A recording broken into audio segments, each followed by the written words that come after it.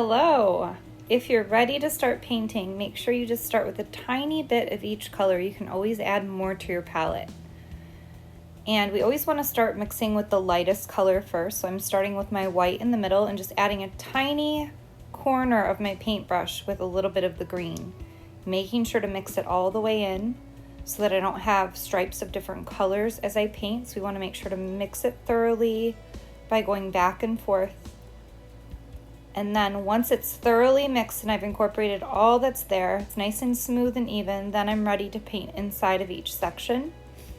I want to make sure that my brush doesn't have too much paint on it. If it does, it's going to be really hard to control.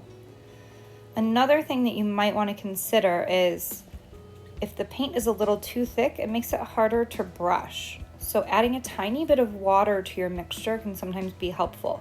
The color I'm painting with right now is a little bit on the thick side. Okay, so I'm ready to mix my next tint, and oops, I accidentally dunked my brush in the black instead of the green. So I'm gonna wash it off in my water cup and then dry it on my paper towel to make sure that I get all the black out of it so that it doesn't mix into this tint. The tint should be just white plus my color. Again, each time I mix a new tint or shade, I wanna make sure that the color is fully incorporated and not showing swirls of two different tints of that color. Once it's smooth and completely incorporated, I can pick my next section that I want to fill in. You can still see it's a little bit on the thick side here,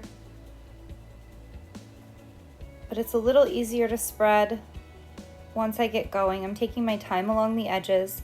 You might also notice that I've been turning my paper as I paint each shape so that I can wiggle my brush up to the edge of that shape so that I'm not brushing along the edge, but I'm kind of wiggling my brush up to the edge.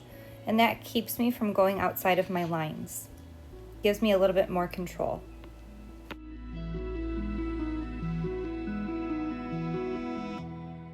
Again, notice how I turn my paper when I'm ready to paint along a different edge so that I can control where my brush is going and how my paint is moving so I can keep it inside of each shape. Unfortunately, after I mix this next color, I lose control of my brush and it kind of flops onto my paper and gets color where I don't want it to be. So now I have to be a little bit creative with the colors I put onto the areas where I accidentally put that dark color. So I'm thinking and planning ahead, maybe changing my plan a little bit to make sure that I can cover those mistakes. You also see that I get going a little quick here and I have a little too much paint on my brush. So there's a few times where I go outside of my lines a bit because my brush is overloaded with paint. If you look at the brush and not at the paper, you can see that. I also mixed a little too much of this color. So I decided to grab my other paper and fill in a few of the spaces so that I can just reuse that same color for my complementary design. The one I'm working on right now is my Monochromatic. So I'm just giving my brush a quick wash and dry here before I start mixing my shades, which is my color plus black. As I mix my black into this color, I noticed that the green that I started with is pretty transparent. And the reason that didn't show up when I was working with white is because the white made it more opaque, which is less see-through. But as I'm adding the black, I'm noticing that it's pretty see-through.